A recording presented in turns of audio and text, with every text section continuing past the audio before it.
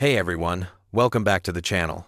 Today, we're revisiting one of the most shocking crimes in Hollywood history, the murder of actress Rebecca Schaeffer by an obsessed stalker, Robert John Bardo.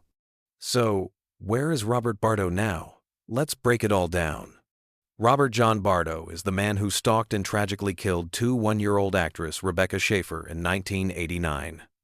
After developing an unhealthy fixation on her, he hired a private investigator, got her home address from DMV records, and traveled to Los Angeles.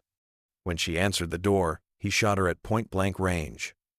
It was a tragedy that sent shockwaves through Hollywood, ultimately leading to new anti-stalking laws. Bardo was arrested shortly after the murder and in 1991 was convicted of first-degree murder with special circumstances. He received a sentence of life imprisonment without the possibility of parole. Where is Robert Bardo now? As of today, Robert John Bardo is incarcerated at Avenal State Prison in California.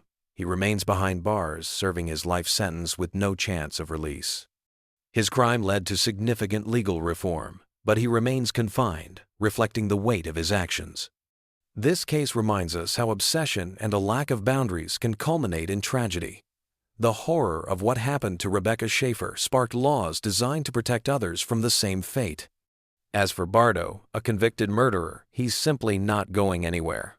Let me know what you think in the comments.